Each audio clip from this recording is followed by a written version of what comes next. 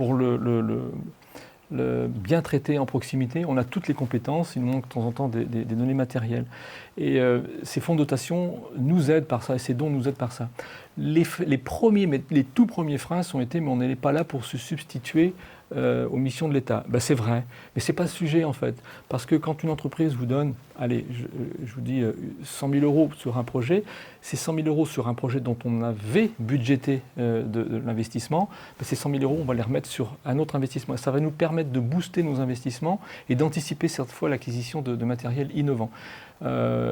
Tout ça, ça n'est qu'un seul objectif, c'est de mieux soigner les Vendéens dans leur département en fait.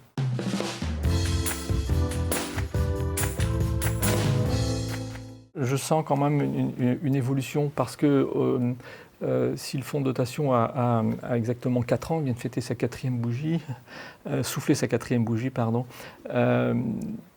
on commence à avoir des liens bien plus forts avec les entreprises, mais tout ça c'est le contact et le travail fait par les cellules de communication, puisqu'on intervient au niveau de la Chambre de commerce et d'industrie, pour les cafés du MEDEF par exemple, pour se faire connaître. On commence à avoir des dons qui sont conséquents, alors qu'il nous a fallu pendant 2 ans une certaine démarche d'errance pour se faire connaître et reconnaître.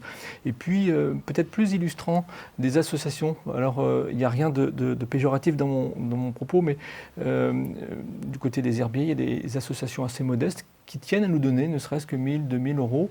Et il n'y a pas de petits dons, en fait. Parce que même ça nous aide, en fait. Et je trouve que ça relève de la symbole de cette solidarité qu'on a à la Vendéenne, en fait.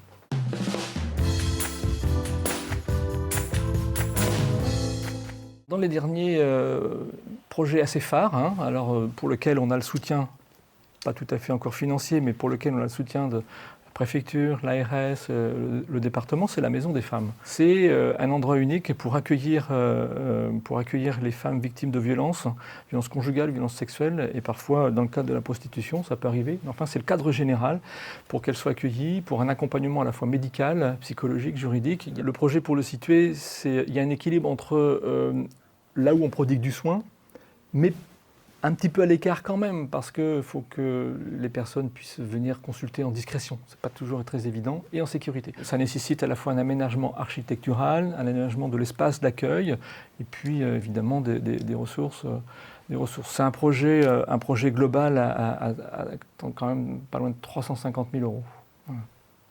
Pour lequel on a déjà quelques partenaires, il y a quelques dons, mais ce projet se fera de toute façon. Ce projet se fera. Tout ce qu'on pourra amener par les dons, c'est pour l'amélioration de la prise en charge.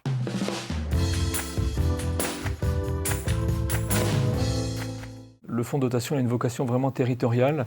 Alors certes, si les projets qui ont abouti jusqu'ici ont été faits sur le CHD, c'est bien à la vocation territoriale. Quand je pense au robot chirurgical, c'est un instrument.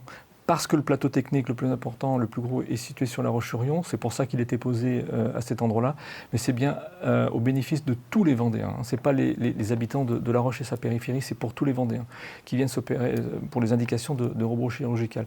C'est la même chose pour la Gamma Caméra. Ces techniques de médecine nucléaire ne sont disponibles que sur le site de La Roche-sur-Yon, mais c'est bien au bénéfice de tous les Vendéens.